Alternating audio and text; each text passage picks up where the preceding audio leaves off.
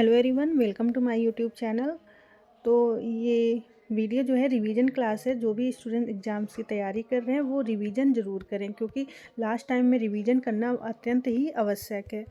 तो 61 number question है, निम्नलिखित समाजशास्त्रियों में से किस समाजशास्त्री ने संरचनाकरण की अवधारणा दी है।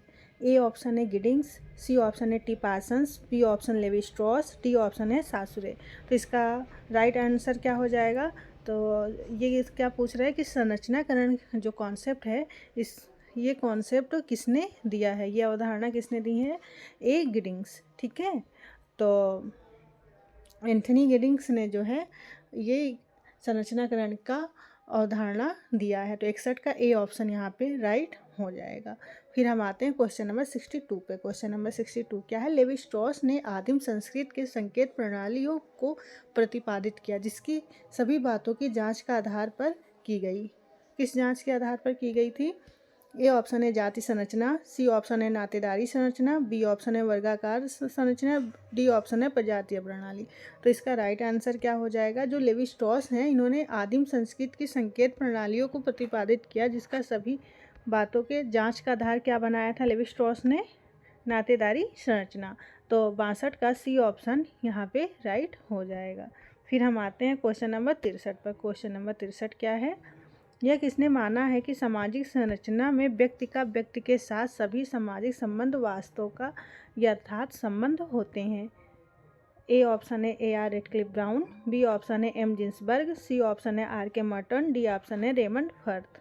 तो इसका राइट आंसर क्या हो जाएगा? जो सामाजिक संरचना है, इसमें जो व्यक्ति का व्यक्ति के साथ सभी सामाजिक संबंध है जो वास्तव का यथार्थ संबंध होते हैं। तो ये स्टेटमेंट तो किसका है? ये स्टेटमेंट किसका है? ए आर रेडक्लिफ ब्राउन का। ठीक है, तो 63 का ए ऑप्शन यहाँ पे राइट हो जाएगा। फिर हम आते हैं क्वेश्चन नंबर 64 पर। जो 64 है, किसने मध्य अधिसीमा सिद्धांत का प्रयोग का समर्थन किया था?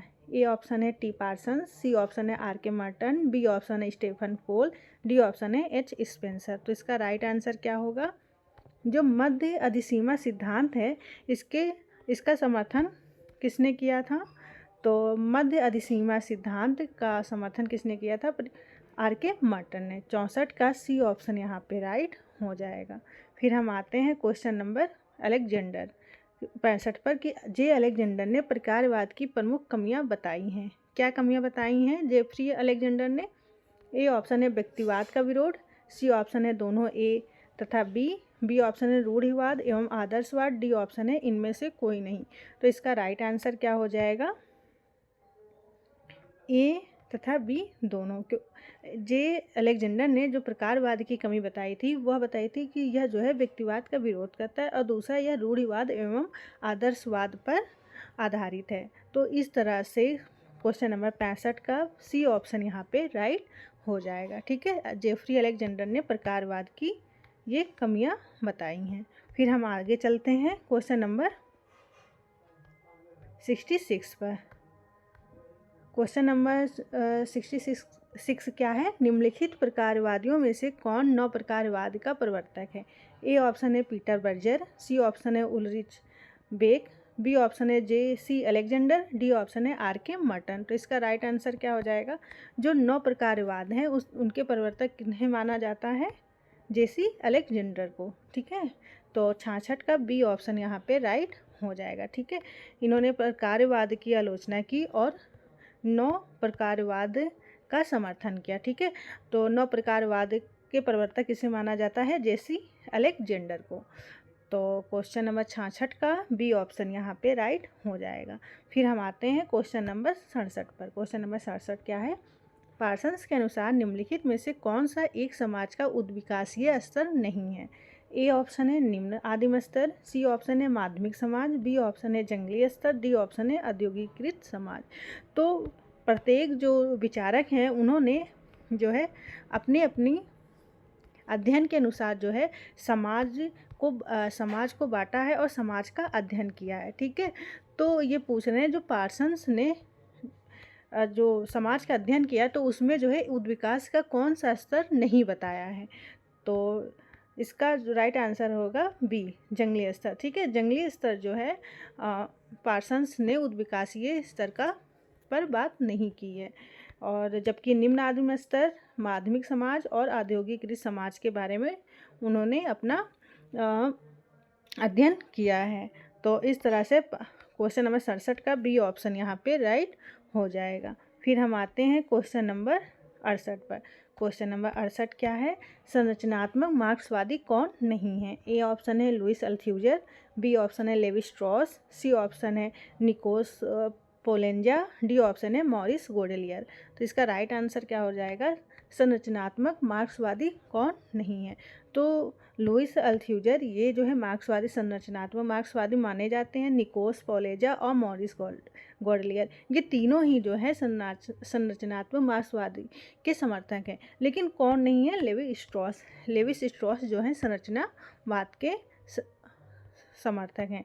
और जबकि संरचनाकरण के समर्थक कौन है? किसने इसका अध्ययन किया है? संरचनाकरण का कॉन्सेप्ट किसने दिया है? वो दिए हैं एंथनी गिडिंग्स ने। और संरचनावाद का लेवी स्ट्रॉस। तो इस तरह से क्वेश्चन नंबर 68 का बी ऑप्शन यहाँ पे राइट हो जाएगा। ठीक है, यहाँ पूछ रहा है कौन नहीं है, तो 68 का बी ऑप्शन राइट हो जाएगा। और लुइस अल्थ्यूजर, निकोस पोलेजा और मॉरिस गोडेलियर ये सब मार्क्सवादी संरचनात्मक हैं।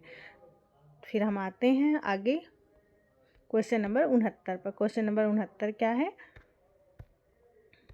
पार्सन्स के सामाजिक व्यवस्था सिद्धांत के संदर्भ में निम्न में से कौन सा कथन सही है? ए ऑप्शन है सामाजिक व्यवस्थाएं व्यक्तियों से निर्मित होती हैं, सामाजिक व्यवस्था एक आदर्श प्रारूपी निर्माण है। तो ये कूट वाला क्वेश्चन है और इसमें जो है ये दोनों ही कथन सही है। ये पार्सन्स के अकॉर्डिंग दोनों ही सिद्धांत सही हैं। सामाजिक व्यवस्थाएं व्यक्तियों से निर्मित होती हैं, सामाजिक व्यवस्था एक आदर्श प्रारूपी निर्माण है। तो इस तरह से क्वेश्चन नंबर 69 का सी ऑप्शन यहाँ पे राइट हो जाएगा। फिर हम आते हैं क्वेश्चन नंबर 70 पर। क्वेश्चन नंबर 70 क्या है? निम्न में से कौन तत्व मर्तन के विचलन के विश्लेषण में शामिल नहीं है? ए ऑप्शन है अलगाव, बी ऑप्शन है विधिवाद, बी ऑप्शन है आविष्कार और डी ऑप्शन है रीटिज्म। तो इसका राइट आंसर क्या हो जाएगा? अलगाव। अलगाव की बात किसने की है? कार्ल मार्क्स ने। ठीक है, और जबकि विधिवाद, आविष्कार और रीटिज्म ये जो है मर्टन के विश्लेषण में शामिल है। तो क्वेश्चन नंबर 70 का ए ऑप्शन यहाँ पे राइट हो जाएगा। फिर हम मिलते हैं नेक्स्ट वीडियो में। और कोई भी क्वेरी हो तो आप जो है कमेंट कर सकते हैं। और डिस्क्रिप्शन बॉक्स में टेलीग्राम लिंक है, उस टेलीग्राम लिंक से भी आप लोग जुड़ सकते हैं। तो वीडियो देखने के लिए thank you. Thanks for watching.